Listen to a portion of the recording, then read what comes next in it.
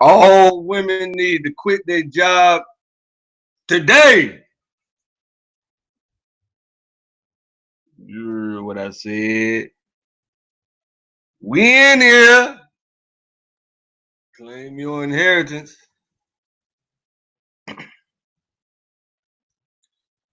What choice do you have? You ain't quit your job yet? I know why. The reason is your hubby doesn't know your job.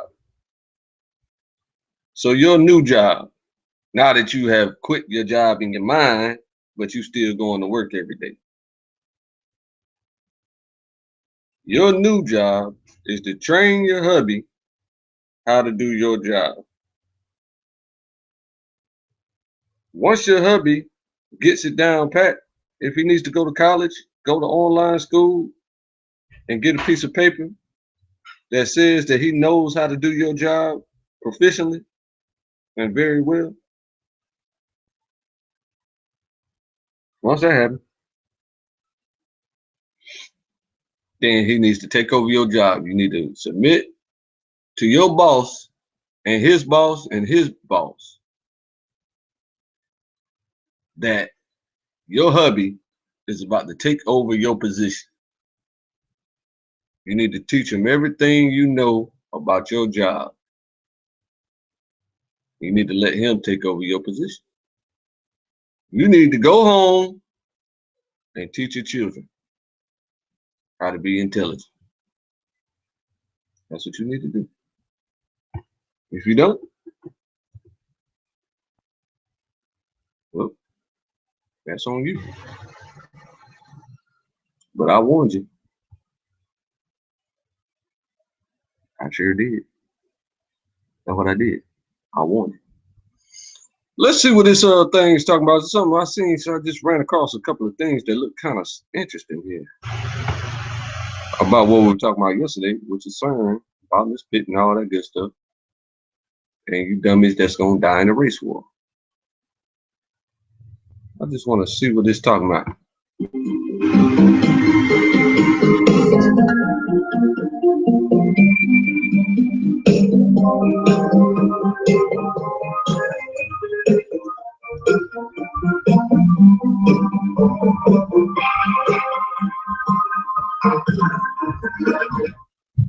I'm a physicist at CERN. We've done something we shouldn't have done. Connecting to other dimensions is real and we have achieved contact. Could this be real? We have sent emails to CERN to find out what they would tell us about this physicist. Everyone knows or feels something bad is going on there. Maybe what we're feeling is true. Stay paranoid, my friends. Here is the repost. Please be advised of the following. 1. I am breaking international laws regarding privacy and secrecy by publishing this information. 2. I am not going to disclose my location since I know that any attempt to prove what I have seen or what I've been part of will result in my immediate and thorough extermination. My name is Dr. Edward Mantel and I was, technically still am, a physicist at CERN, located in Geneva, Switzerland. I specialize in particle and subatomic research, focusing on quark interactions. In other words, I study very, very small particles and how they interact with one another at very high speeds. Until Thursday, January 15, 2014, I was a normal scientist living and working on the CERN campus. Most of the scientists who are involved in the branch of research that I am live on campus at the facility in Geneva and venture out only for social activities and the occasional visit home. Most of you who have heard of CERN will have heard of the LHC, Large Hadron Collider, the largest scientific instrument which exceeds 20 miles in diameter and travels under the sovereign territory of two countries, Switzerland, France. The public has been told that it was constructed at a cost of tens of billions of euros for the purpose of studying the birth of the universe and the collisions that take place within the collider allow us a quick glimpse at certain phenomenon that can only be witnessed when particles hit one another at incredibly high rates. This is not what the machine was designed for, nor is it what the machine has been used for since its inception. CERN's main purpose for building the collider was to Well, it was to open a doorway. Allow me to explain. The doorway idea came into fruition in the 1960s. After years and years of attempting to hide UFO phenomenon, including large-scale and very public interactions such as the Roswell incident, and the Battle for Los Angeles incident well before that, the governments of the United States, Great Britain, and France decided to throw their weight behind the understanding of what precisely these objects were.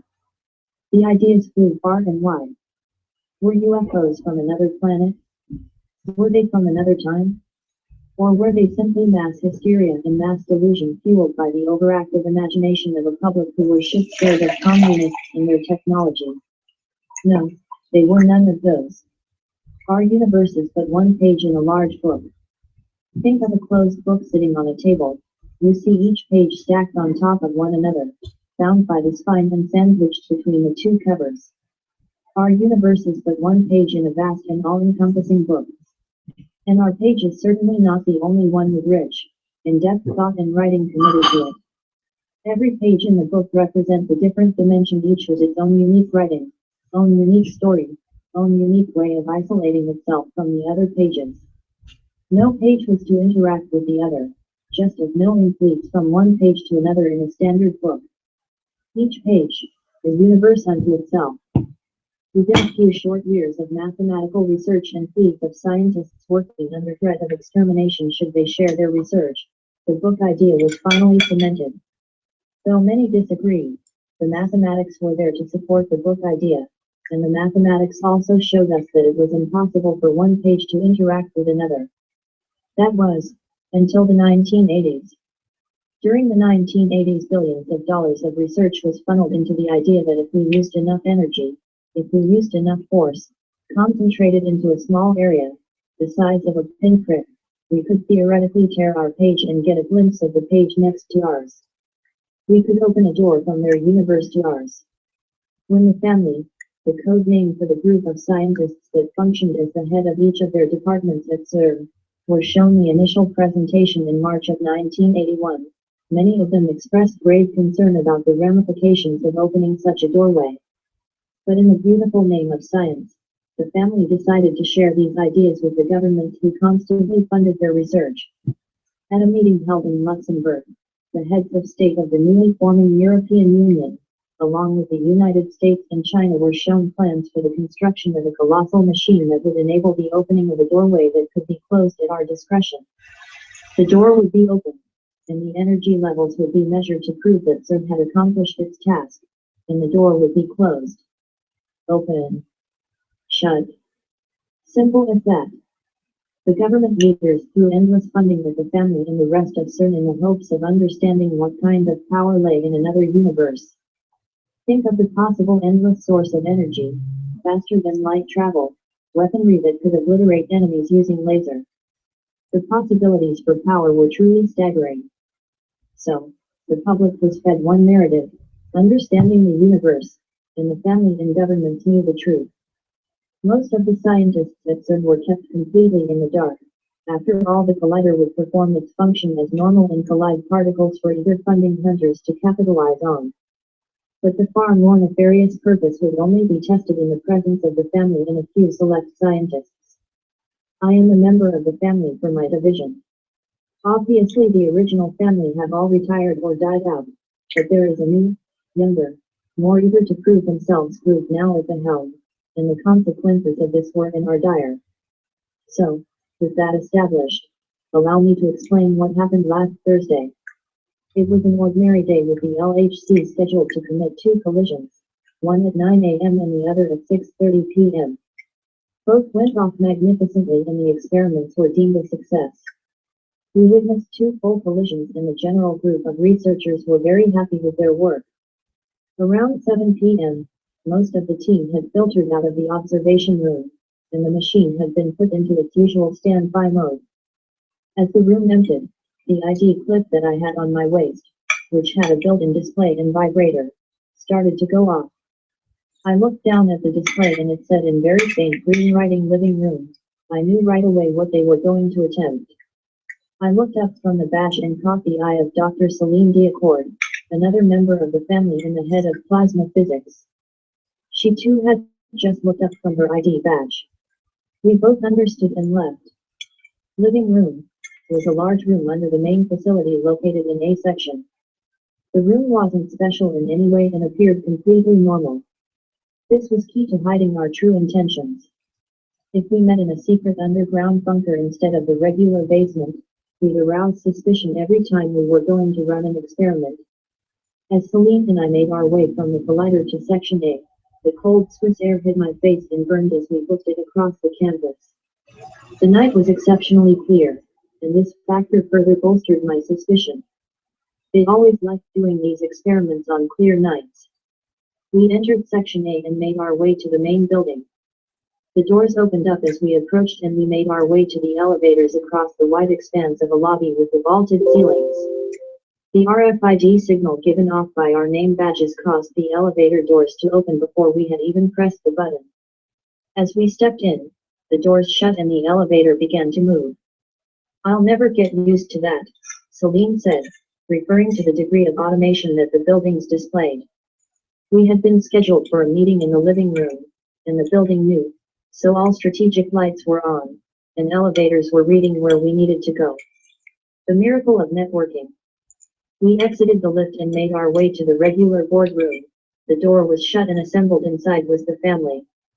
At the head of the table was Father, a young, rather ambitious physicist named Sandra O'Reilly, designated Father, since she was in charge of giving orders to the family with respect to our clandestine experiments. The mood in the living room was never tense, but rather one of controlled excitement. The family had been attempting these tests once every 6 months for the past 10 years without much success. We had gone through several fathers, from the great Dr. Bert Rambert to the lesser-known and constantly drunk Dr. Yao. Each had failed to achieve what the original family had planned. Billions were spent, but no door had yet been opened. "Tonight, we try 40 tera-electron volts," Father announced. Her announcement brought an immediate and total silence to the room. Family members looked from one to the other, some with feigned excitement, others with revered concern, all with a general sense of disbelief. The last 4 trials were between 10-20 TeV. We've never tried anything that high. "We don't know if the machine can handle a test of that magnitude," protested Dr. Akava, head of mathematical physics and chief of the department that should be certifying whether or not 40 TeV was even a healthy thing to do. "We have reviewed the possible outcomes, and even though we will have to pull twice the amount of energy out of the grid, the Swiss government have been advised and are cooperating," Father quickly retorted. Her sweet, controlled tone actually did help the situation. I looked over and Celine had been frantically writing down some calculations on a piece of paper. After a few seconds she shot up from her seat. "Father, even if we try to reach 40 TeV, the math doesn't support that this is possible. We can't just throw the collider to the highest setting and hope for the best. Are there any other objections that you would like noted before we begin the experiment?" Father asked, completely ignoring Celine's desperate pleas. Father surveyed the room and could see that she wasn't going to be met with other objections. After all, what was the point? They were going to go unheeded. "Excellent, then we shall proceed. Meet in the control room at 2200 hours," Father announced as the family got up from the table and left the living room. No one said a word. We left in complete silence, made our way into the lift, and exited the building into the cold Swiss night. If the machine couldn't handle the electron voltage, it could become structurally unstable and break apart, but being buried underground prevented this from being a catastrophe. There wouldn't be loss of life, but the LHC would be rendered useless and billions of dollars worth of funding would be destroyed. On the other hand, if the experiment was successful and the door opened, could we close something functioning on 40 TeV? Our math had supported 10 TeV, 20 TeV, fuck even 30 TeV, but no one had dared go above that. However, this is where our role as scientist ended and our regrettable role of secret experimenter began. All we could do was say yes.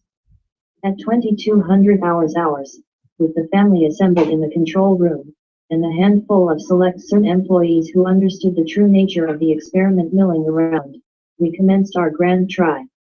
"Begin," was the only order that Father issued. The family members at the control entered the required programming to begin the collider, and so our fateful experiment began.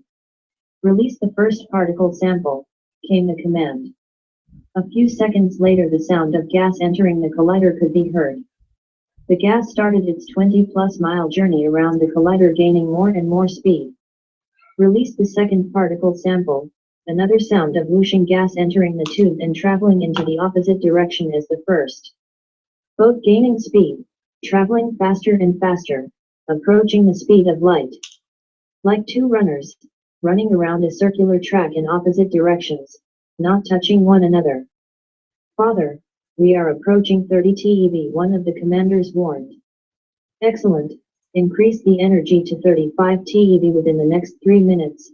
Father's commands once again brought grave concern. If anything was going to happen, it was going to happen now. Increasing to 35 TeV came the announcement over the intercom system. We all continued to look at one another, the concern growing graver and graver. Achieving 38 TeV, another announcement. But nothing, no explosion, no catastrophic failure, nothing. In theory 40 was possible, but never advisable. However, at 38, no specific structural damage signs were noted, nothing. 40 TeV achieved. We looked at one another in astonishment. We had achieved what we thought was impossible. 40 TeV of energy was pushing the particles through the collider and we were sustaining it. As the two particle clouds whizzed past each other, our first indication that something different was going to happen started to occur. There was a sudden spike in the temperature of the room. We could feel that it had gotten warmer, and the first reaction was one of panic. Shut the machine down, came the first exclamation from a family member. The machine is heating up. Explosion could be imminent. She continued. Wait, exclaimed Father, her eyes glowing with the reflection of the computer screen in front of her. Look at the core temperature readout. They haven't changed. They're perfectly normal. We each looked at the closest computer screen we could find, all of them showing that everything was going well, except for the fact that the thermostat in the room now read 35 degrees Celsius, when we started out at a pleasant 20. Could this be it? Commenced the collision sequence. Father barked the order into the microphone near her control console. Collision in 4, 3, 2, the methodical voice announced over the intercom. One an ethereal blinding light consumed the room. I had never experienced anything like this before. The temperature dropped back down to 20 degrees, and the light was overpowering us. We couldn't see our own hands in front of our faces. Suddenly there was a blood-curdling scream, like someone being horribly beaten, followed by complete and total silence and then darkness. Is everyone okay? Celine was shouting from her side of the room. I'm fine. I called back. Sound off. Mantil, code. BAM 0113D Accord, code. BAM 0115 Chung, code. BAM 0114. The family members present started to scream out their names and code designation as our eyes adjusted to the total darkness that had encompassed the room. With the sound of a bang, the emergency red lighting bathed the room in a lambent glow. We could make out shadows, but no distinguishing features. By this time, approximately 2 minutes after our encounter with the white light, we still had not heard Father sound off. Where is Father? Dr. Chung called out. We all turned to the seat that Father sat in, and could see a lump on the chair, but no sign of her. I entered the panel code to open the emergency exit and made my way through the escape corridor to the lighting box at the end of the hall. I turned the breaker and the normal lighting filled the control room again. Panic struck for Father's well-being. I turned and ran back into the control room. All of my fellow scientists were in complete and total awe. Nothing in the room was out of place, and the temperature had returned to normal. However, sitting in Father's chair was a pile of her effects. Celine ran up to the chair Father once filled and looked down with a gasp. She's gone. All of her things are here. Her jewelry, her clothes, her tam, everything. Where Father sat now rested her physical possessions. She had vanished into thin air. After this message he went on to say one final thing. Prepare now for the terror ahead. John 3:16. Hosea 2:16 Selah. I just don't know. Paranoid I am. Paranoid you should be. If you are, stay paranoid, my friends.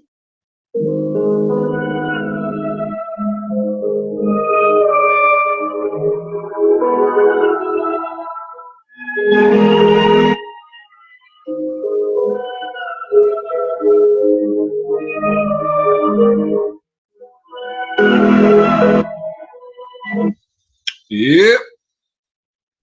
As you can see. Yeah, dude, I'm on CERN's website right now. I think I'm gonna make a phone call to them. You know me, bro, right? What happened to father? Sandra, her name is Sandra something. Fair. Check that out. That's the leader of the operations. Sandra, somebody. Mm-hmm. Yeah, I'm gonna need to call them, dude. We got the servant. Robert Pisano. So what's up, bro? You are what is up. It's quiet tonight, man. Are making waves in the flat earth community that can't be stopped. That's crazy, huh? It's a buzz. It's an excitement. I can feel the electricity in the air. Yeah, I got dudes, man, that they're sending me all kinds of emails, man. Like, dude, they're like, man, you're a god, man. You're learning even more, huh? Dude's like, you're gonna deliver us all, man. That's what I'm saying. You might figure this thing out. That's what everybody's saying. I'm not bullshitting. I can share the emails with you, bro. That's what everybody's saying. They're like, dude, you may really fucking debunk the shit out of this. Yeah, so I see it, man, because you know what I'm saying, you want to know. You want to know, and you're not going to let people stop you from knowing. And it shouldn't be a problem that you know. You know what I'm saying? This has not caused no worldwide panic, and you don't see flat earthers out invading neighborhoods and villages and stuff, saying the earth is flat and killing everybody. Yeah. You don't see, they're not causing not one bit of problem anywhere.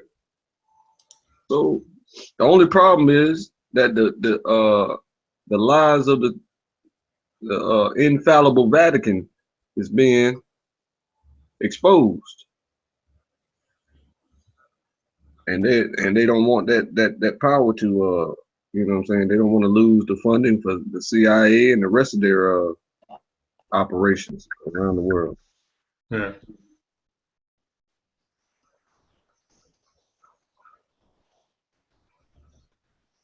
Well, I got the contact information for people on theoretical physics. Mm-hmm. I'm gonna actually start contacting some of these motherfuckers, man. I wanna talk to them. Absolutely. Or get you a you know what I'm saying, hire you a team of people to call certain people, and then that way, Yeah, you part of that first team. yeah, that way, you know what I'm saying, nobody's gonna they can't pin it on one person and then single you out for knowing what's going on. Yeah.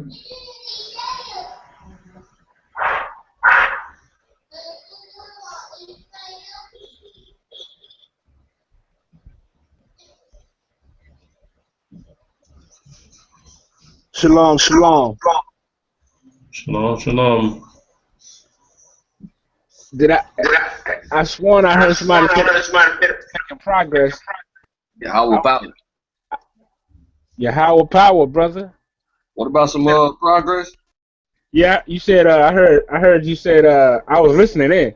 I heard you say the flat Earth was making progress or something. I said, wait a minute, hold on, Yes, let me sir, see man. what's popping.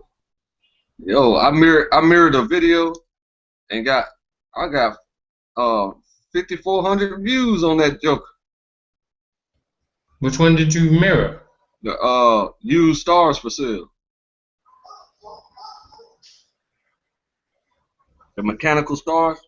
The ones you were talking about, the balls falling in the jungle. I think that's what you were talking Wait, wait, that was my video you mirrored? about. Or No. somebody? Oh, okay. I don't, hold on. Let me take a look.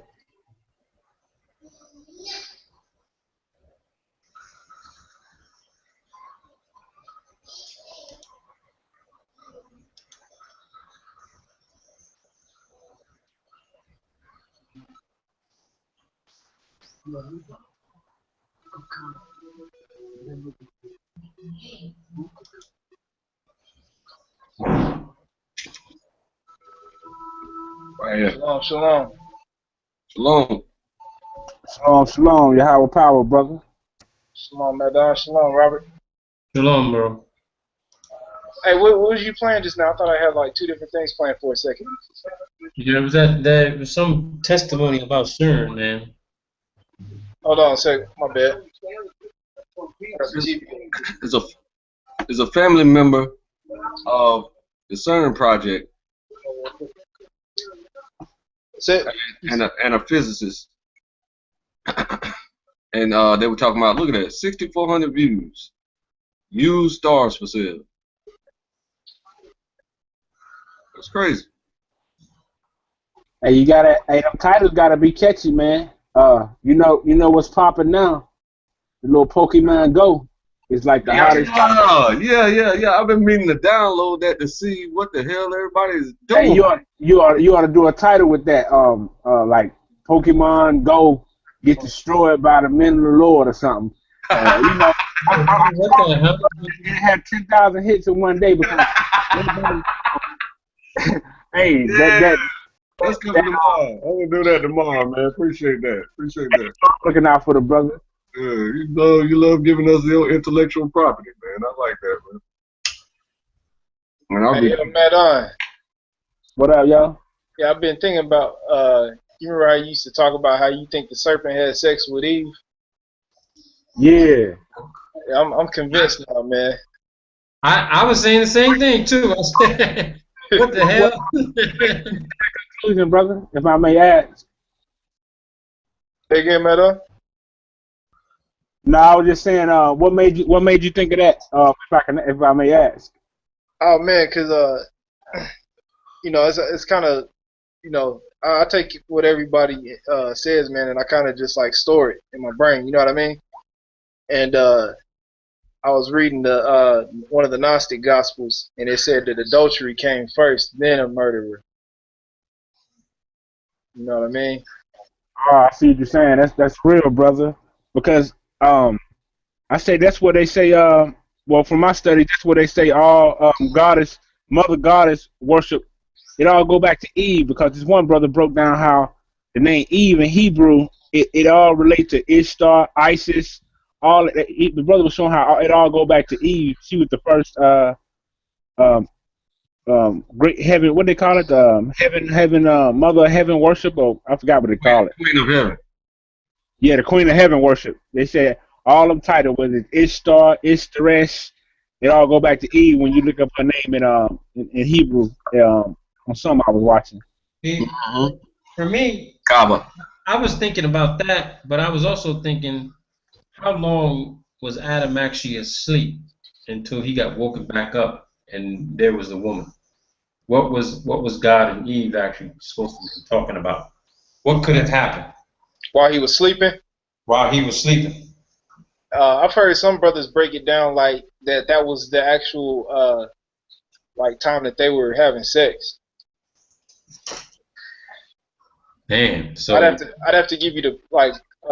so Eve was having a menage a trois with God, the devil, huh?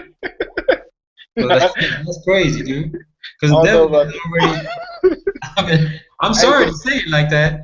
I don't want to offend anybody, but when he created woman, you know, the devil probably saw what was created. He supposedly was watching everything as it was happening. And Right. yeah, what's up? You know, who's this? Who's this new chick? You know? Yeah. Well, see, me and Aratazar got to discussing it last night, and I was telling him how about that scripture in the Gnostic Gospel, and he was like, "Yeah, man, I've seen that before," and he, like we both came to the conclusion that maybe both of them had sex with the devil. Oh, that's crazy, dude. Yeah, because when you look Which at means Baphomet, that Adam had to be fertile. Which means he had to been sterile, and Cain and Abel, Cain was the offspring of the devil, and Abel was the offspring of God. right? And see, Dude, like that's crazy. when I you look hope at they the ain't no Baphomet, Christians. the Baphomet's it's like a hermaphrodite. It has both parts. Dude, I hope they ain't no Christians listening to that, because they gonna go crazy. They gonna go crazy to hear that. They gonna go crazy to hear that Eve probably is a little hussy. Hey, Messiah. Yeah, Yeah, remember when I was telling y'all about how when you look at the what they call the so-called Heru, when you turn it upside down, it look like a serpent impregnating somebody yeah. beside a tree. That's what had me thinking about it. Yeah, man, the dude went. I seen the link to the video. This dude went in on it, man, and that's where I got it from, man. Like, I was shocked. I was stunned. I was like, it makes sense if you know, if Steve, if that happened, it makes sense. That's crazy. Hey, the boss, send me a link to that video, man. I remember seeing it. I can't find it right now. That is crazy. Put that link right that you had up in the back chat. The video that I was just watching. Yeah, but that used stars for sale. Okay.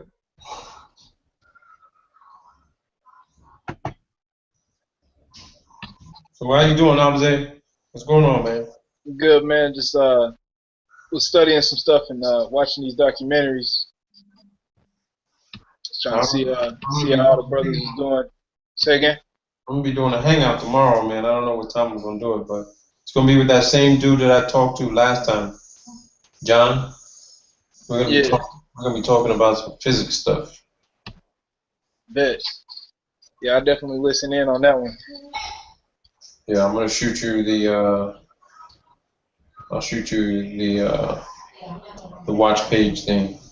We're gonna be watching some video by Brian Greene. He's a theoretical physicist or something. So we're gonna be critiquing what he's saying. John said there's something that he said that just doesn't make any sense when you think about it. Con.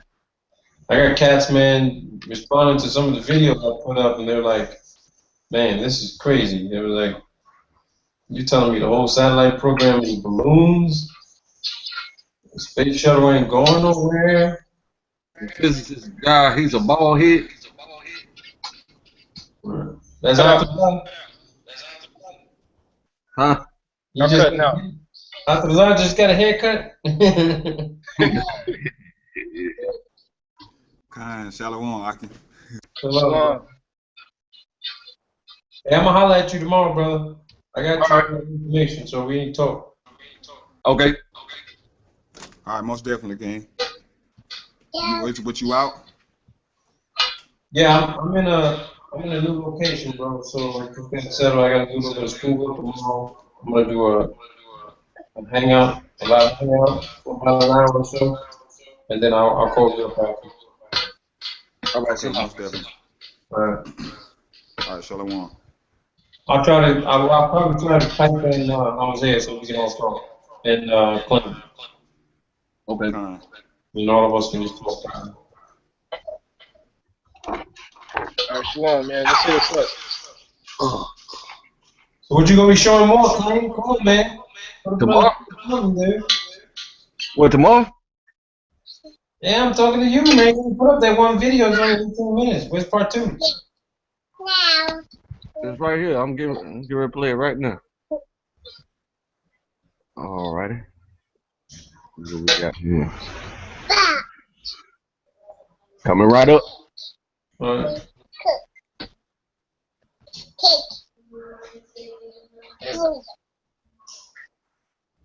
Y'all see what's happening in Europe, right? With that shit with France, and then that military coup attempt in Turkey. Now, I ain't see that. Yeah, the Yeah, plane was shooting, then shooting at Turkey saying, civilians. "Oh, you don't turn over this cleric that's hiding in the U.S. and Pennsylvania."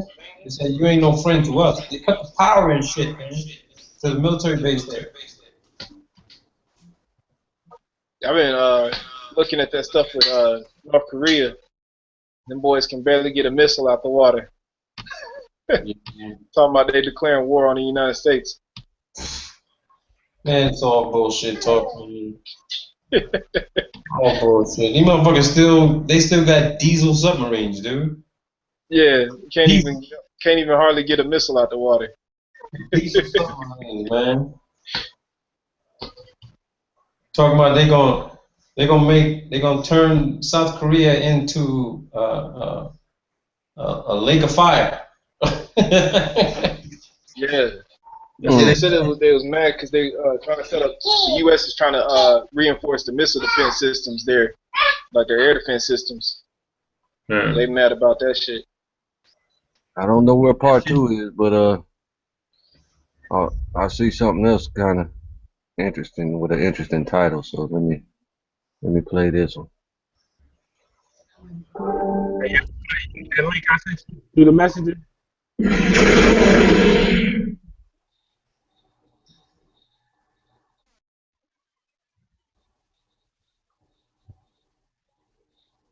Yo, DeVar, you get that link I sent you through messenger?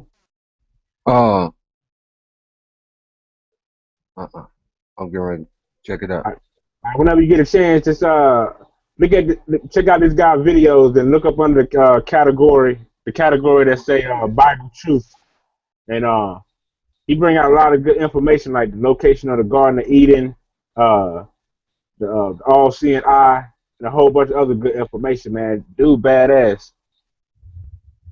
Okay, this looks like some bull.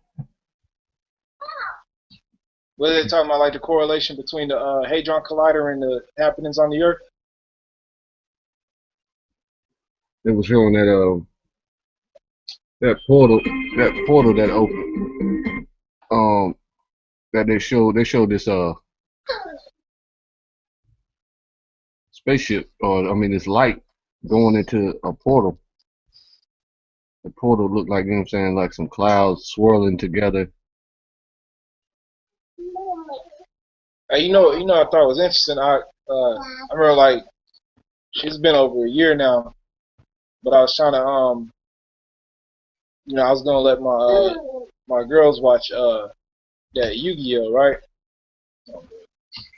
And but I was like, well, they got some newer episodes, like newer series of them.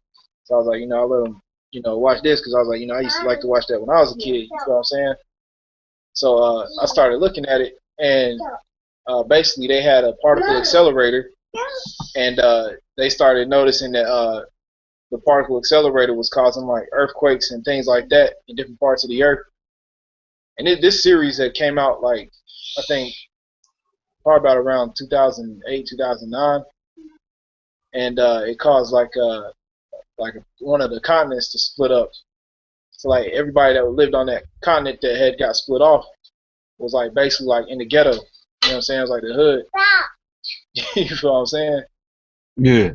But they kind of like suppressed the information about the earthquakes and stuff like that, and kept running the test.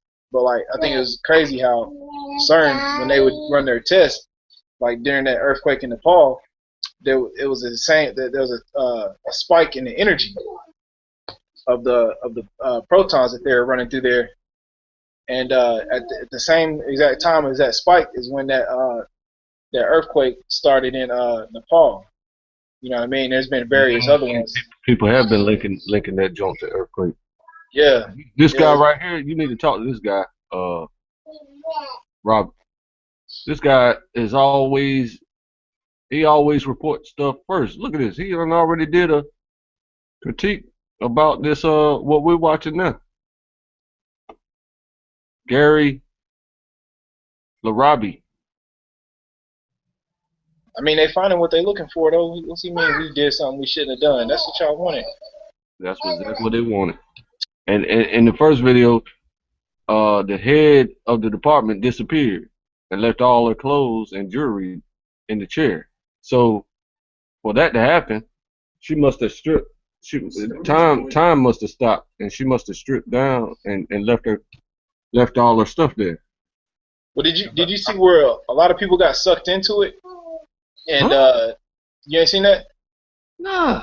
And then like there was reports back in 2012 when they found the Higgs boson particle that giants appeared and started like causing destruction in the city and a lot of property damage. Dang. You didn't hear about that? Nah. Yeah. I don't keep up with CERN at all. Oh yeah, man, I was doing like a lot of deep research on it like all last year. You know what I mean? So there was like, you know, there was things and happenings going on, like people inside the building were seeing apparitions and stuff like that back in 2012. You know, when I found out about it last year, I thought it was something relatively new. But then I was like, you know, these people were seeing all kind of crazy stuff, and they got a music video. The CERN has a music video, bro, where they're falling into a portal, and there's like a character that's supposed to be the devil. And they're dancing, like they're dancing around and stuff. Yeah, you seen that, Giant? Yeah. See, these people, this is the ancient knowledge that they had, you know what I'm saying, about these portals, how to use these, how to open up portals and stuff.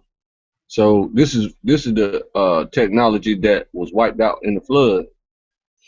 You know what I'm saying? So now they done figured out how to do it again, and they're doing the same madness that they was doing back in Noah's time. And this time they're gonna die again. This time by fire. Passion into every bottle of iced coffee, from selecting premium Arabica beans to crafting a medium roast coffee, perfect for drinking cold. Starbucks bottled iced coffee. For those who love coffee. There go part two though.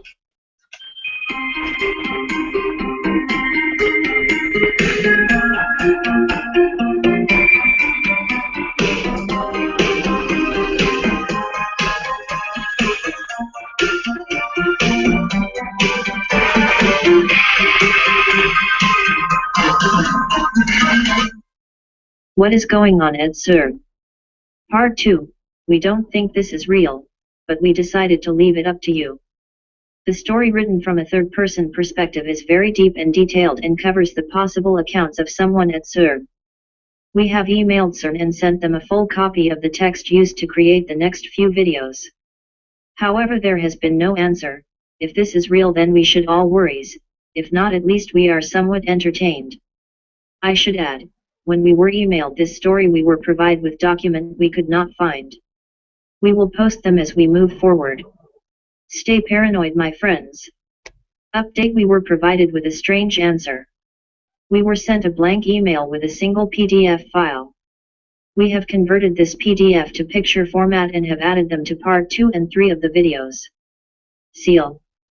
They. Room.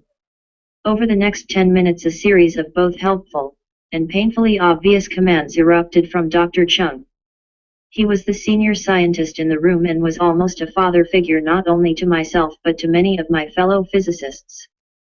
Headcounts were conducted amongst the 22 scientists outside of the family, who were recruited to be part of the experiment.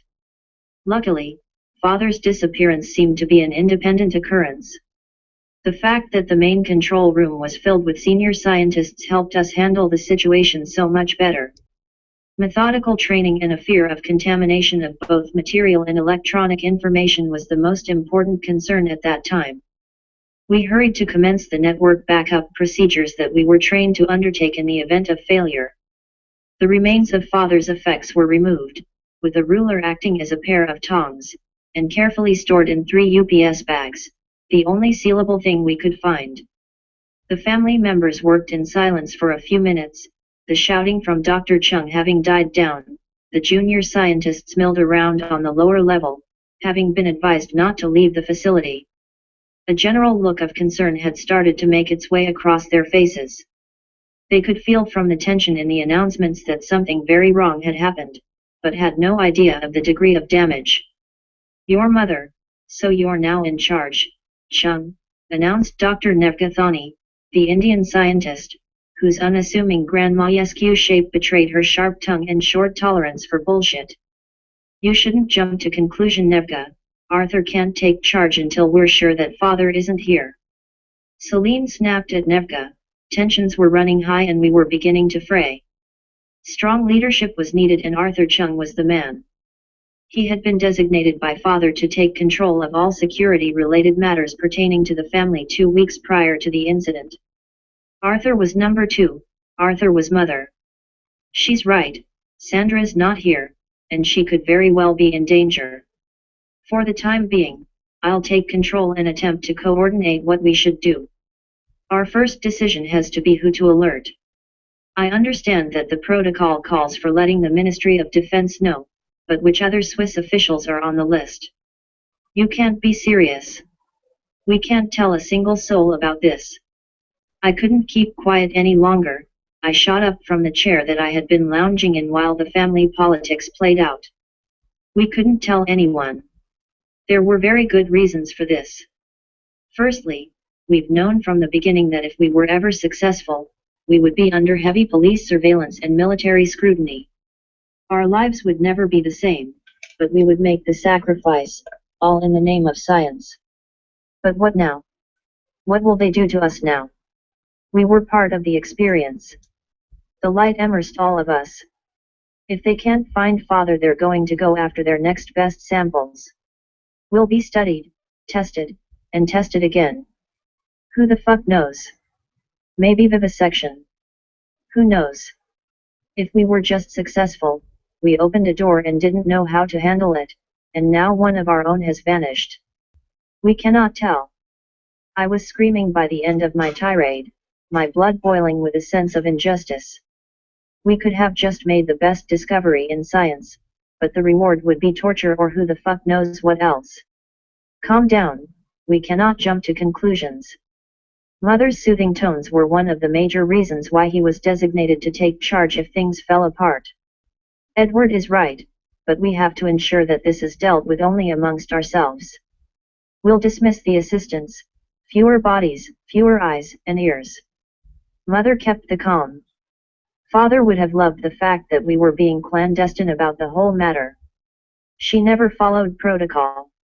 The juniors were assembled and advised that there was an excess bleed of energy through one of the circuit breakers and it exploded.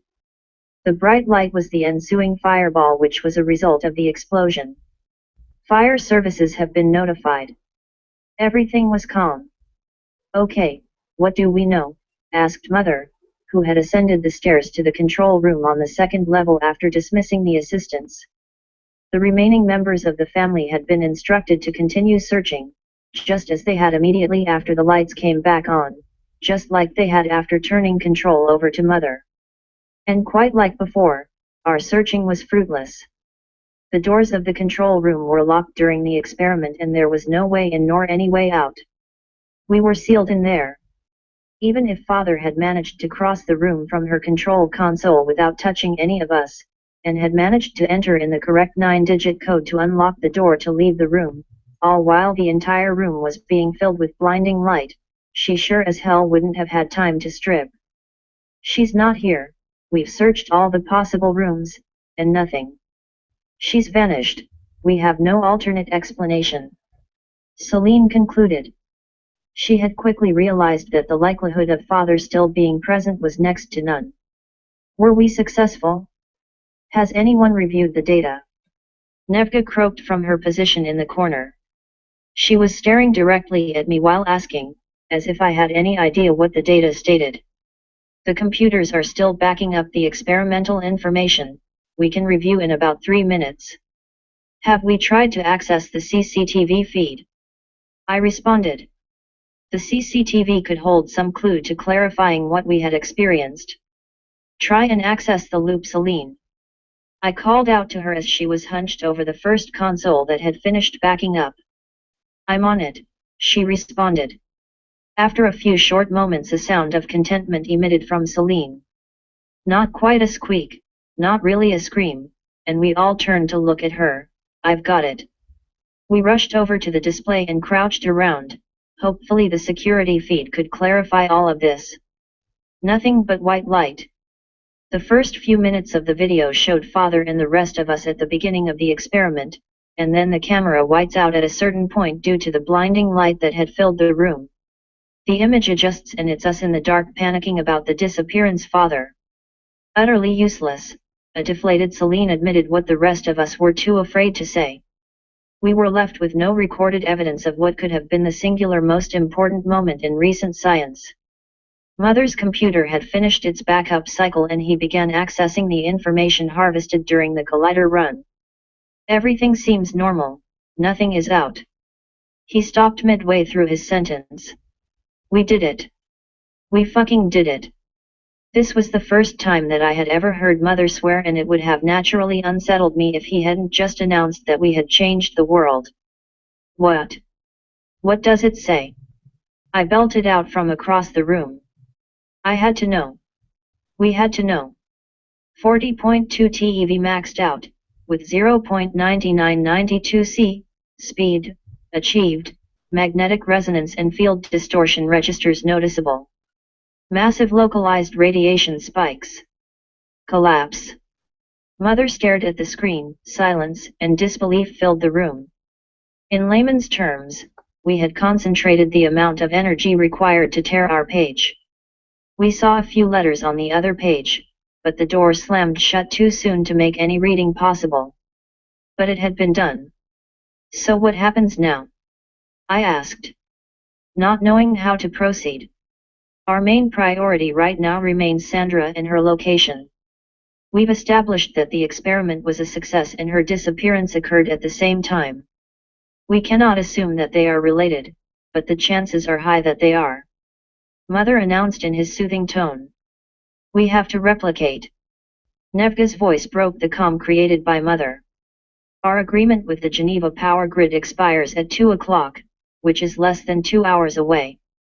We can rerun the experiment, and then see what the outcome is. We know we can open the door, maybe Sandra will come back. Celine dashed across the room and confronted Nevga. Are you insane? We can't replicate the experiment. We should have alerted the authorities over an hour ago when this first happened. Now we look like we're conspiring to cause more damage.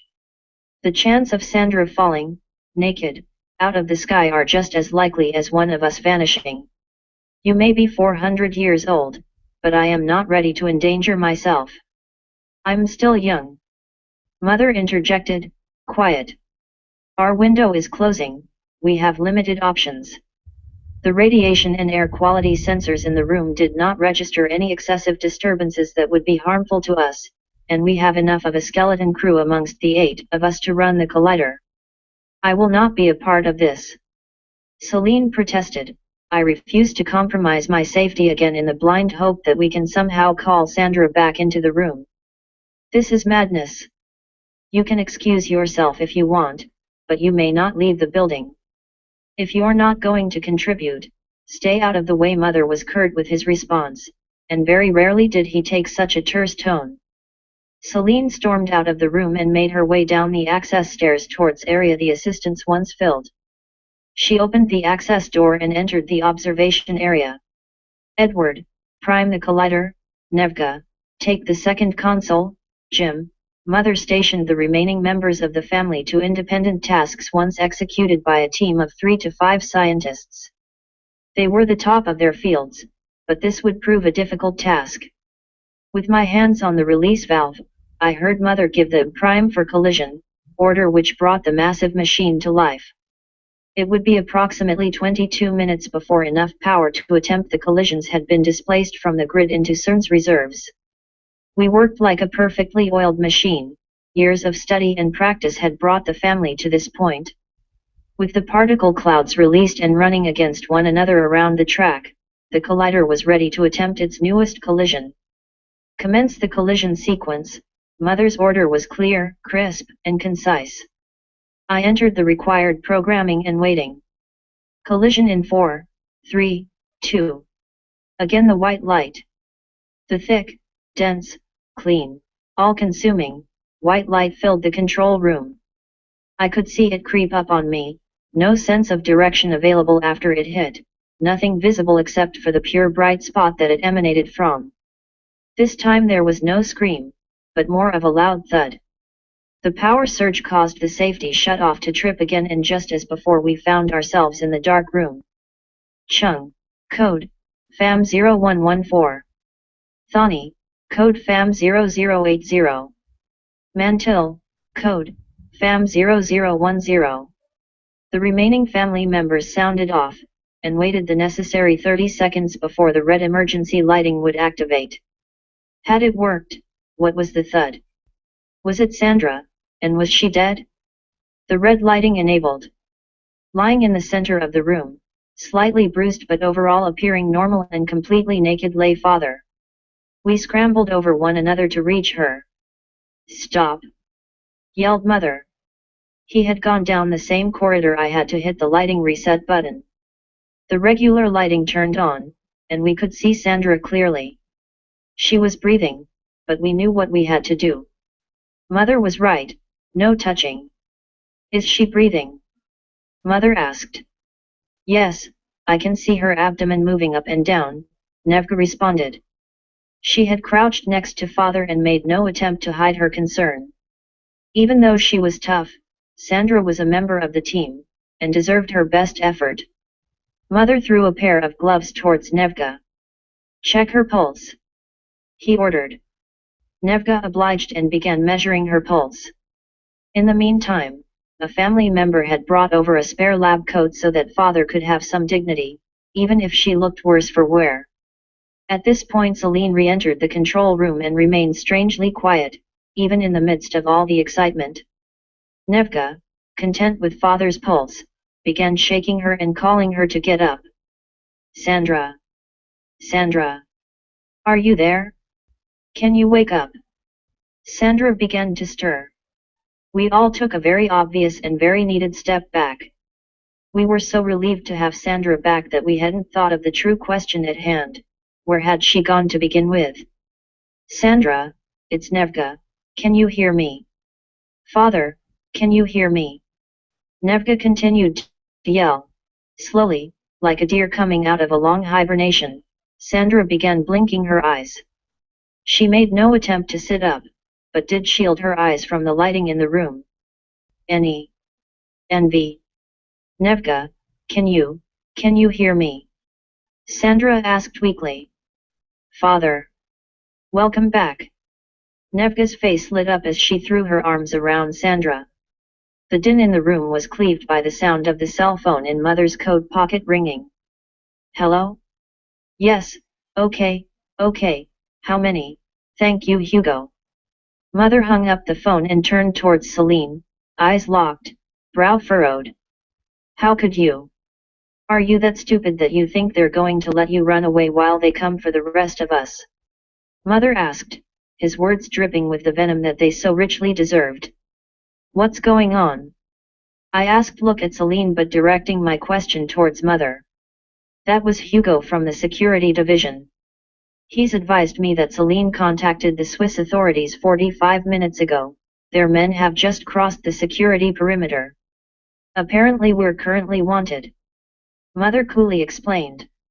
All eyes turned away from Sandra and towards Celine. How could you do that? You've ruined us, was the only phrase that I could think of screaming at her. We have to get out of here.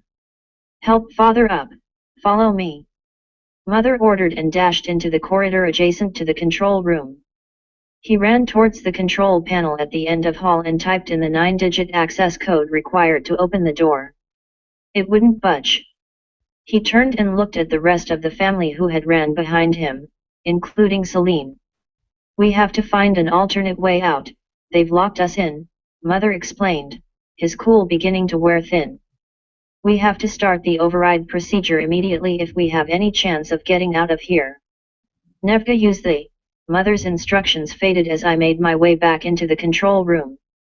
Panic was beginning to grip me as the possibility of used as a guinea pig began to crowd out my more rational thoughts. Suddenly a faint alarm began to sound and the following announcement came over the intercom. This is Commander Eric Einmenk of the Swiss Federal Protective Services. We are entering your facility. Do not make any sudden movements. You are under surveillance. You are being detained. The booming voice kept repeating instructions to remain still. Nevka had set herself at one of the terminals and was frantically trying to override the lockdown procedure that security had initiated. I can't work quickly enough, she said, looking up at me with real worries in her eyes. This is my fault. I shouldn't have pushed for a rerun. The sound of the alarm became progressively louder. Celine ran back into the room, followed by the remaining members of the family who had stayed in the corridor. Fuck it, she exclaimed, and jumped onto the nearest terminal. She began viciously hammering away the keyboard, entering command after command.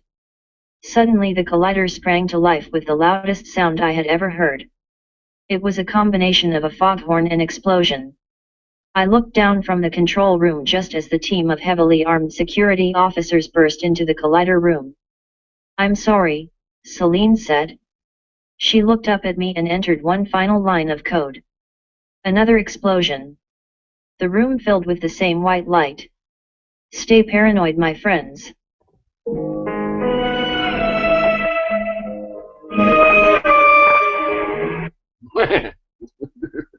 That's crazy. It says it reads like a novel, but Hey, the truth is stranger than fiction. hey, shalom, Hey, brothers. you guys want to take a visit to that fucking place? I just got in, man, but what the fuck was y'all listening to, man? That was some weird shit. Yeah, man, It's like some psychotic fucking, yeah. you know what I'm saying? What was that, man? It's Hey, a let's. testimony about somebody, a physicist at CERN, and you know, a whistleblower. You know what I'm saying? But you know, it sounds weird, but the truth be like that. You know what I'm saying? Hey, let's schedule a visit, man. Let's go. Yeah, we gotta go. We gotta go see that. Yes, sir. You go see that place, man. That's if it's still there. I'm pretty sure it is. Because they said that the sky looks different over that place, man. They did every time they fire it up, man. The fucking clouds move out of the way and shit, and it causes like a big ass circle because you know the Hadron Collider is underground, so every time they fire it up, somehow the energy comes up out of the ground and creates this circular void up in the sky. And they think it's some sort of portal that they're creating. A portal. That's wild. That's You weird. should go, dude. I looked on their website, man. You can actually put in a request, man, to do it, have a tour, a visit. Okay, so you can't get like a real tour. It's only No, a real tour, meaning that we could schedule a group, just us, and we go there and they show us around the fucking place. Yeah, we gotta check that out. Definitely gotta check that. Who laughing? Who fucking laughing? Somebody who laughed. I didn't see Like, hell no, I ain't going to that place, man. They got demons and shit coming out of fucking black holes and shit. You gotta be ready. You gotta be ready. That's all. You can't Well, be. you see, they got the Hindu goddess of destruction and creation at the front, at the gate. Yeah. The Hindu goddess of destruction. Yeah. I hope they tell us doggone where she went in the next one instead of they got too much fluffy conversational stuff in this. You know what I'm saying? I'd like to take a tour of the place, man. I'd like to see it. The fourth part. Okay, so this is part 3. We've done something we shouldn't have. I gotta get the little one a shower, brother. I'll be back. Okay. All right. This is part 4. I wonder how many parts there are. Okay, we're gonna go ahead and get into part 3. Maybe part 4 is the last one.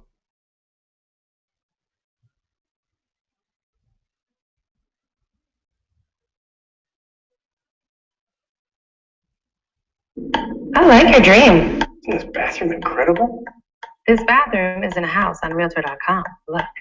So Realtor.com can help me find my Dream bathroom. Yes. Dream home, find home, own home. Realtor.com.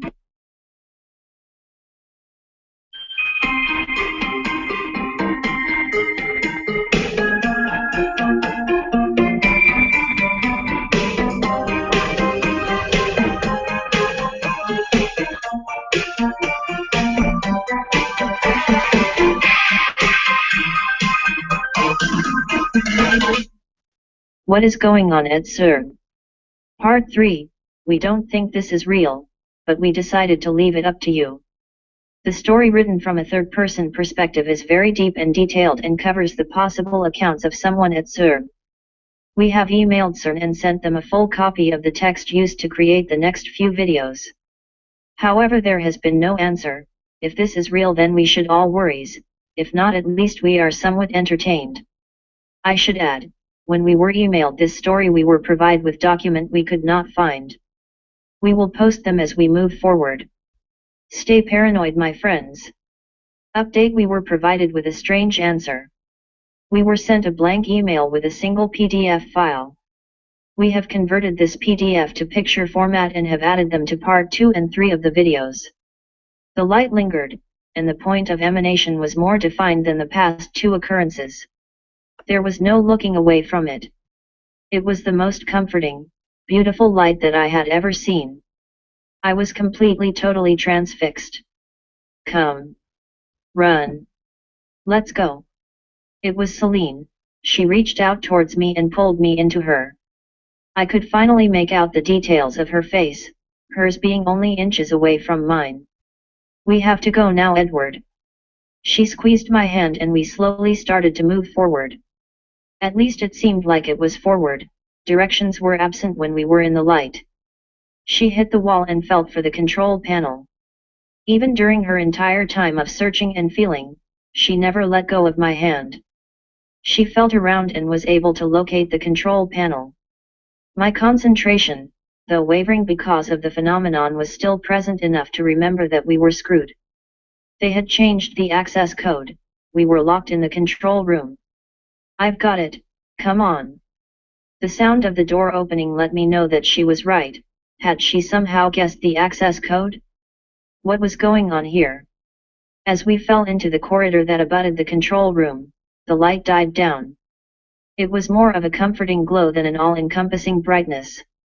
Celine pulled me off the ground and continued to hold my hand. She was running and I had to keep up. Years of smoking did not help this situation. Keep up, Edward. She barked at me, letting go of my hand and breaking into a full sprint. We have to get away from there. I'm coming. I was panting heavy. Celine was familiar with the collider room and surrounding buildings, having been present at every one of the tests that were conducted since she joined the family. Darting from stairwell to hallway, I was beginning to lose my sense of location. I had no idea where we were. Stop! Celine suddenly stopped running and was panting heavily. She was fit, but we had been at a full sprint for a good period, and even she was winded. Give me your ID card. Come on, quickly, she ordered, and began reaching for my waist where the card hung. She pulled at it as hard as she could, but the retractable string made it impossible to wrench off. I reached down and helped her unclip it. We have to get rid of these. If we don't, they can and will track us, she explained. She ran into a room at the end of the hall and called to me to follow her. Celine. What the hell is going on? Why did you call them? Did you not think? My exhaustion allowed me to tap into the quiet anger that I felt towards Celine. Mother explained how clean and clear her betrayal was, and it was coming rushing back. I ran behind her into the room she had scrambled into and realized that she was attempting to pry open the window that sat in the wall farthest away from the door. Help me get this open, she yelled, the strain evident in her voice. I ran towards her and helped her open the window. It had been months since anyone had cracked the damn thing, but now the fresh and relieving Swiss air filled the room. It was about 3 a.m. at this point and the campus was typically quiet. No sign that our armed friends had notified their backup. No sign that the Swiss government and their fellow colluders were hot on our trail. Celine threw the ID tags out of the window, and they hit the ground 9 floors below. She turned towards me, her eyes affixed in a rictus of horror. She was extremely scared, as was I, but my disgust was still overpowering me. What the fuck is going on? You're running scared now, but you made the call. I snarled at her, my breath still short, the phlegm gathering in my throat. Edward, you have to trust me. We've done a terrible thing. She ran past me, towards the door we had come through, and stuck her head into the hall. I spun around and could see that she was surveying the hallway to make sure we were alone. Celine closed the door, leaving a crack open so she could continue her watch. Close the window. We can't let the sound of our voices drift outside, she commanded. I obliged and shut the window. We're going to keep the lights off. You stay by the window and keep watch. If you see anything strange, let me know. I'll keep a lookout here, and if anything happens, we'll go through that door and enter the adjoining room, she said as she gestured towards the door on my right. 3 weeks ago, I was asleep in my room when my ID tag went off. I wouldn't have heard it had it not been vibrating on my nightstand. I reached for it, and it said living room, now on the display. I had never been called to a meeting in the living room at that time of the morning, but I knew what I had to do. Wearing my pajamas, I slipped on my boots. It had been blizzarding all night and the clean, white snow had covered everything. It was so beautiful, Edward. I walked across the campus and entered Section A. I was in the living room a few minutes later. In the room was myself, father, and mother. I thought that I had violated an order or messed up an experiment. There was no way this meeting was good. I immediately asked what was wrong, and father explained the situation to me. We were finally given clearance to go above 35 tera-electron volts, TeV, and knew that if we were going to be successful in this, we would have to start to push for stronger and stronger collisions. I was advised that we would be conducting a collision the following morning at 2 o'clock and only father, mother, and myself would be present. I was shocked. Why wouldn't CERN want more scientists present? I interrupted father and mother to ask why we were alone, and they advised that if anything should happen, if the connection to another existence was possible, we could not run the risk of information leaking out. That's at least what they told me. I wanted you there, Edward. I stood in awe watching Celine explain how myself and the rest of the family had been played. We felt like we had changed the world, when in fact we were runner-up, at best. I objected that the collision couldn't be run with only a crew of 3 people. Father and mother advised that it could be, if we took 3 times as long to bring the collider up to speed. They were right. The 3-hour window would allow the 3 of us to enter the programming at a reasonable pace. It would be difficult, but we could do it. I felt so proud, so wonderful, so fucking smart being chosen to be part of the team that was about to shatter the entire world's perspective of itself. We were going to change existence. Celine's eyes had started to gloss over. I could see tears forming in the corner, but she continued to push forward. The following night we started the experiment. As predicted, it took 3 hours to bring the LHC up to collision standards.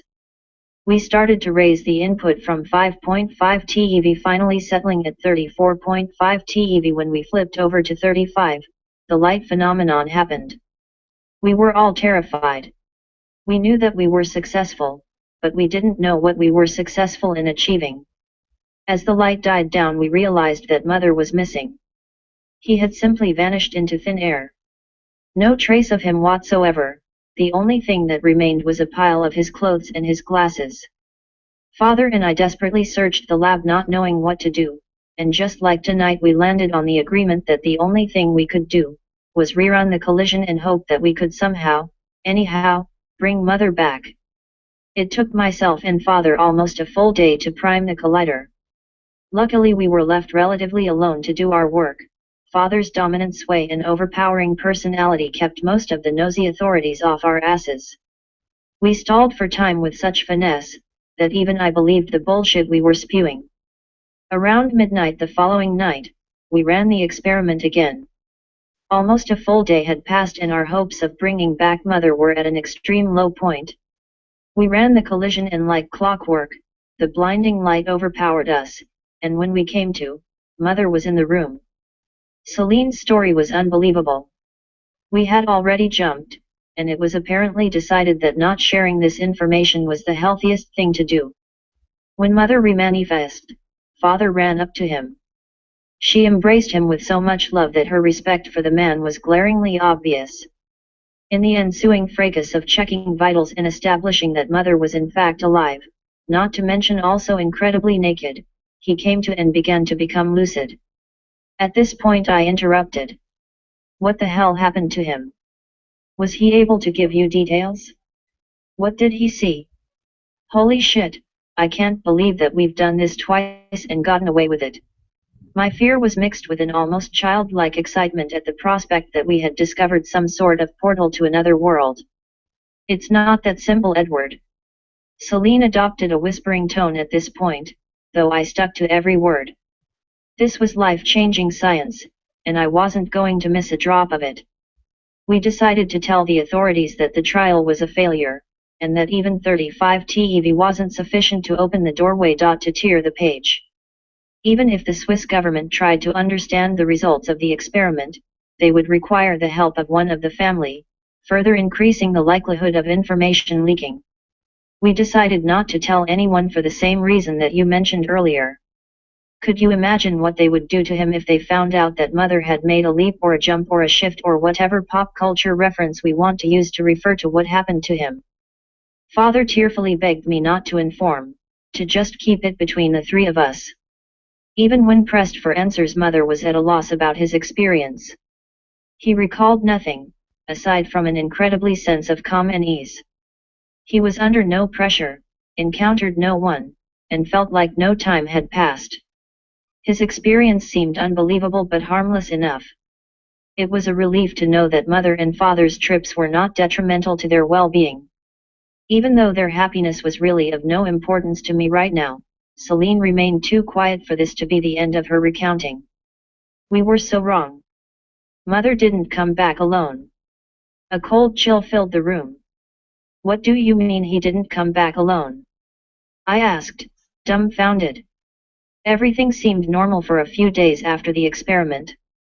Mother displayed no symptoms, and Father and I had several conversations to make sure that our story about stalling for more time between Mother's disappearance and reappearance lined up. It wasn't until 3 days after the experiment that I realized what we had done. My reluctance was getting the better of me. I had been present for the greatest scientific discovery in the history of the world, and I had watched as a fellow human had been ripped from our existence and then subsequently returned unharmed. Fuck, even astronauts go through a quarantine period after travel. Could Mother be infected with something? Could I go down in history as the scientist that let the next massive plague spread because I refused to identify patient zero, like my protocol demands that I do? Celine's line of logic was clean and sound. She had witnessed something that could have exposed Mother to some dangerous pathogen that was quietly spreading. Celine continued. It began to weigh heavily on me, so I decided 5 days after the collision to tell the authorities. To be sure that I was going to be safely away from Mother when the authorities acted, I decided to jump into the security feed just like I had this afternoon. As I accessed the CCTV feeds, I saw Father making coffee in the main lab lounge area of Section K. Simple enough. She paused and locked eyes with me. Then I saw him entering a clean room from Section D. Then I saw him walk across the green in front of Section C. Celine stopped and looked at me. Celine, go on. I urged. Edward, don't you realize what I just said? She asked in a deadpan tone. Yeah, you tracked him throughout the facility. I responded back to her. No, Edward, I didn't see him do those things one after the other. I saw him doing them all at the same time. He was in Section D, C, and K, in the lab, in the lounge, and in the clean room, all at the same time. My mind needed a few seconds to process this. But how is that possible? Someone would have noticed if multiples of the same person were just walking around the place. Did you check the timestamps in the videos? My scientist mind refused to settle on the doppelganger theory. Reason and logic never fail that badly. Celine remained quiet for a moment, and then whispered in a terrified tone. You have to have felt the light in order to see them. Before I could react, something in my peripheral vision caught my attention. I looked out the window and saw several dozen heavily armed men heading in our directions. We have to move, Celine. Now. I ran across the room, grabbed Celine's hand and dashed into the hall. Stay paranoid, my friends.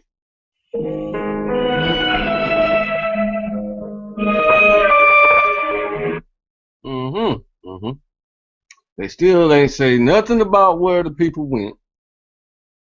Just going and doing the experiment again like nothing happened. This is the strangest story I've ever heard. The leader disappeared and came back. They brought her back. And then they didn't explain what she experienced while she was gone. That's wild. Okay, let's get into part 4.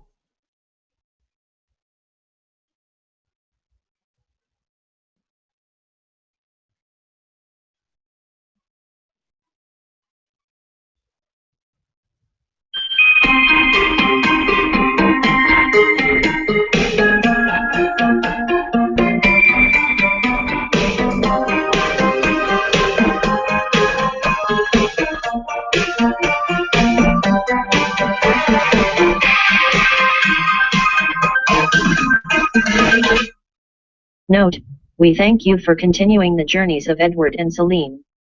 Please look for updates as we post them. There is so much more from our network of paranoid scientists. Now on with the 4th part of I'm a Physicist at CERN. We've done something we shouldn't have.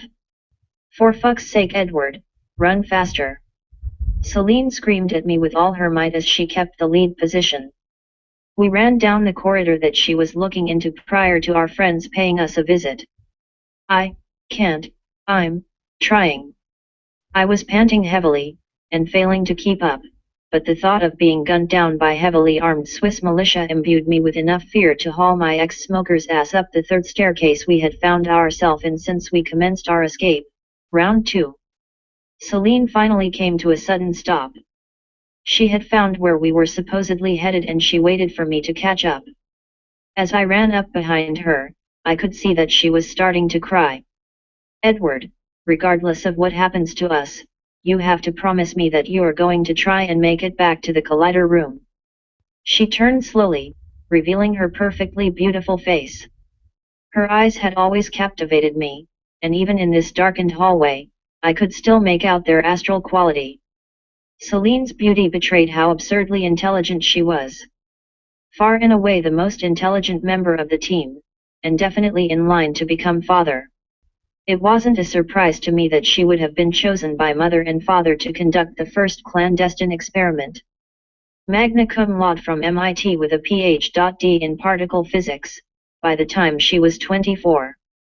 Intelligence didn't describe Celine's mind, she was one with the science.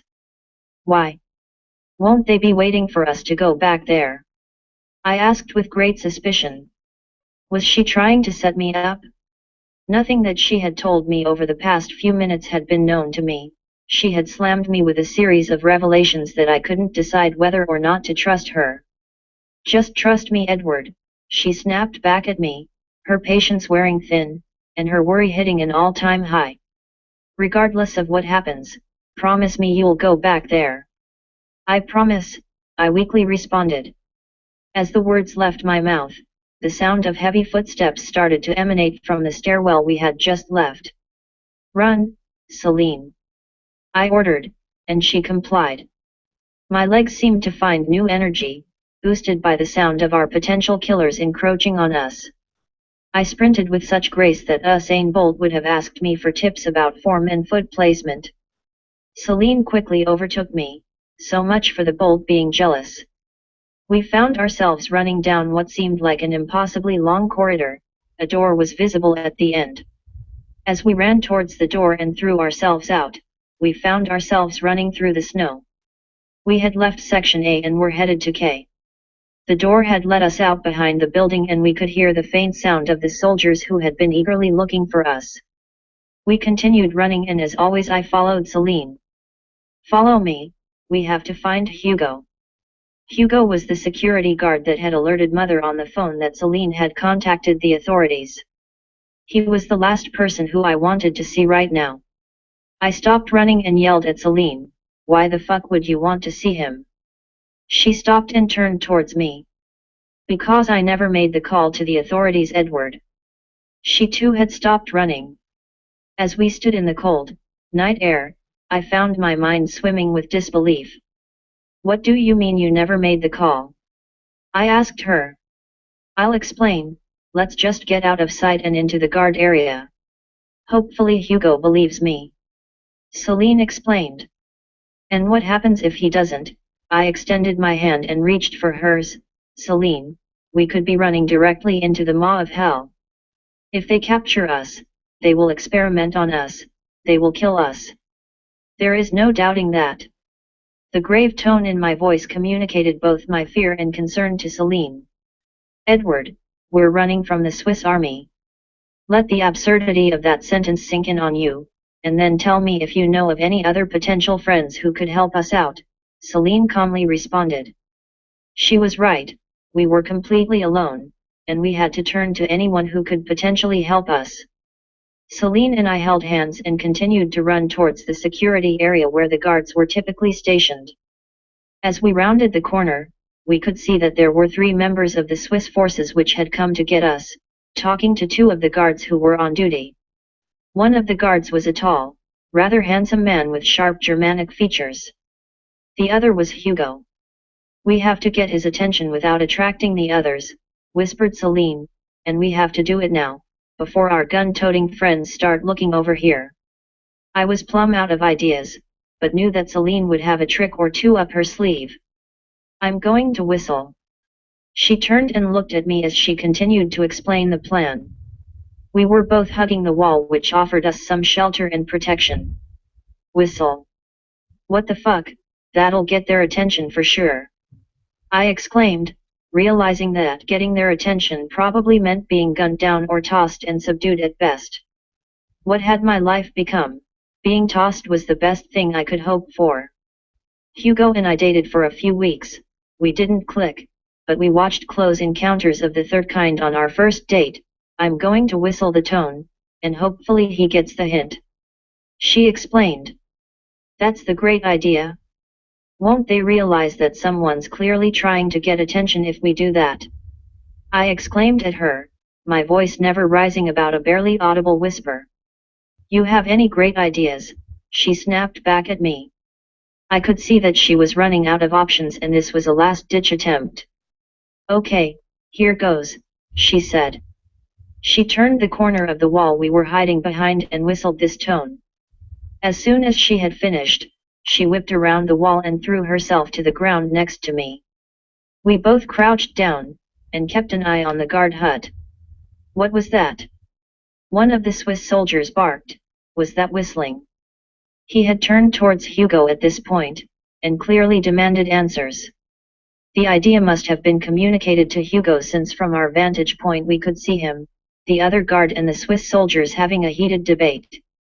After a few seconds of arguing, we could see the other guard and the soldiers leave the guard hut. Celine squeezed my hand without taking her eyes off of our would-be killers. Come on Hugo, come on, she whispered.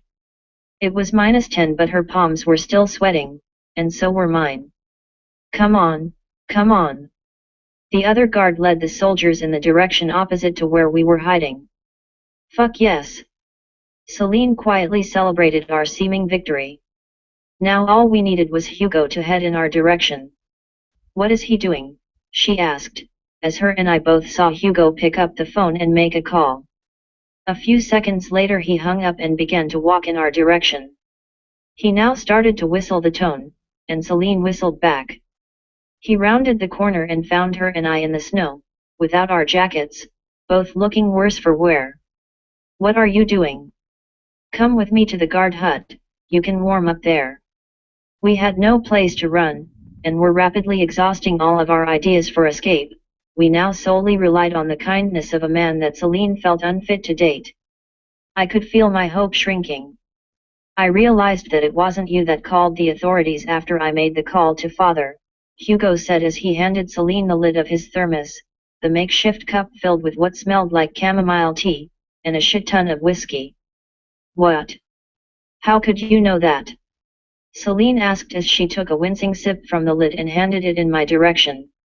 You would never disclose that information to anyone. You would never call me and alert me about a classified experiment. That's not like you. I know stuff didn't work out between the two of us, but you have to give me more credit than that. I got to know the kind of person you were. Yeah, it's not very much, but you're just so kind. I could never see you betraying your ethics like that. He was blushing as he finished explaining his line of reasoning. Celine threw her arms around Hugo and kissed him on the cheek. Thank you, Hugo. Thank you, thank you, thank you. I hadn't seen her this happy for a while, and even I wanted to kiss Hugo at that point. He would potentially be our ticket out of here. Who did you call? Celine asked him, realizing that we needed to address who knew we were here. Who did you call, Hugo? I called my sister. I told her to come to the facility. He explained. It was about 5 a.m. at this point, and Hugo's sister lived in Geneva, about 20 minutes drive away from Serb. If anyone can help you escape, she can. I'll get you to her car and the guards will let you out the main entrance. Hugo must have definitely cared for Celine if he was willing to risk his sister's safety to make sure we were okay. If they catch you, it's over. I heard them explaining that they needed to apprehend you at all costs, he continued. We have to get back to the collider, Celine interrupted. Hugo's face drained of color. He realized that her ask was almost completely improbable and would put him at even greater risk. Why the fuck would you want to? That place is swarming with military men, you wouldn't stand a chance. Hugo lost his cool and yelled at her, I have already made arrangements for you to leave. He locked eyes with Celine as he said this. Get us back there, Hugo, or at least tell me how to, I'm not leaving, sir. Celine retorted, her face frozen in a rictus of intent. No way, I'm not going with you, Hugo shot back frustratedly. Then tell us how to get there. Celine calmly placed her hand on his and looked him directly in the face. After a few seconds of pause, Hugo released a heavy sigh. If you take this access card, you can use the underground access tunnel to get you back into the building and then use the escape ladder to climb up into the collider room. It was built in so that anyone could escape if the collider became unstable. I doubt they ever thought that someone would want to break in. Hugo finished as he handed Celine the access card. Whose is it? She asked, looking down at the tattered card with the cracked screen. It was Mother's, he said, looking at the floor. What do you mean was? What's happened to Mother? Celine asked as her voice broke. We both suspected the worst, but did not want to hear the outcome. Celine, Edward, run. They'll be back soon, look here. Hugo gestured to the display panel that stood behind him. We could see the faint tracker symbol of the guard that had escorted the soldiers heading back to the guard hut. You have to go now, he ordered as he pressed the card into Celine's hand. Thank you, I never saw you, I stole this, we never met tonight, Celine said in an attempt to allay Hugo's fears. We ran out of the guard hut, and back towards Section A. As we entered the side of the building that we had just left, Celine picked up her pace and began running in the direction of the access tunnel that Hugo had described. Here we go again. As I followed her through the maze of corridors, tunnels and hallways, I couldn't help but be mesmerized by the fact that no one had stumbled onto us. Not a single person had seen us over the past hour as we ran through the most important scientific facility in all of Europe. The first panel proved to be easy enough to open. One swipe of the access card and the door swung open with the greatest of ease. Poor mother, what had they done to him? What had they done to father? I couldn't see Nevka giving up without a fight. And the rest of the family. Fuck. We made our way through the access tunnel and finally approached the ladder that Hugo described. It was made of wrought iron and led up to what appeared to be a manhole cover. Celine ascended the ladder and called down to me, "Come up directly behind me. As soon as I open the door, I'll survey the room, and we can make our entrance." Celine, wait, tell me who made that call. If it wasn't you, who was it? I asked, feeling that this was the last chance I had to get some answers. She looked down at me and was clearly crying. "Just make sure that you remember that I didn't make the call," she said as she opened the hatch at the top of the ladder. Suddenly, the immense white light burst into the chamber that we were in, and I could feel myself lose my grip on the ladder and begin to fall. I hit the ground with a heavy thud, and the light began to die down. My first thought was that Celine had closed the hatch. I quickly realized how wrong I was. As my vision cleared, I realized that the light was dying down, and I could see figures hunched over me. I scrambled to sit up and began to scoot away from the figures. The light finally subsided and I realized I was in control room with mother, father, Nevka, and the others lying around me. "He's back. Tell us, Edward, what did you see?" It was Nevka and she was full of questions. "He's moving so much. Father didn't move that much when she came back," another member of the family exclaimed. I was panting heavily and couldn't make sense of what happened. Father approached me. "Edward, you jumped when we ran the last collision. What did you see?" she exclaimed. "Where's Celine?" were the only words I could get out. The room filled with a silence. Father looked down at me and said, "Edward, Celine's jump was a failure. She jumped immediately after you, when we ran the collision to try and bring you back, and we haven't been able to bring her back yet. Keep the chain. Stay paranoid, my friends."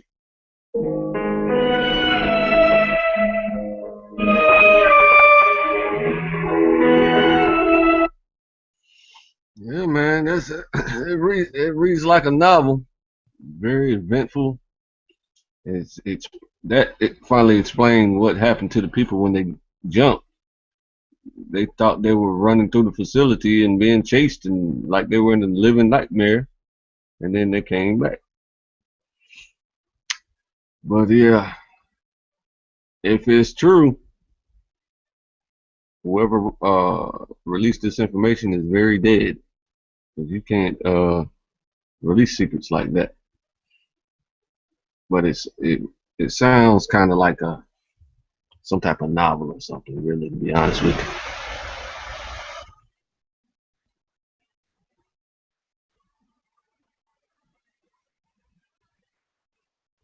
Okay, I wonder what this guy, but he has some weird critiques, but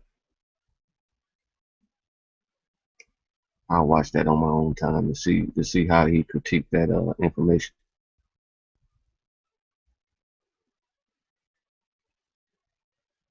Any other topics?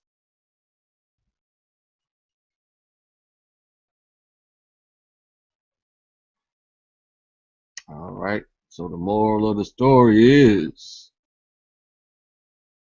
all women worldwide need to train their hubbies on the job that they do and then allow their hubby to do their job. And then the women need to quit their job, go home, and teach the children.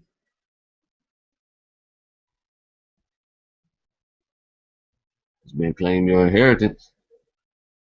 We'll catch you next time.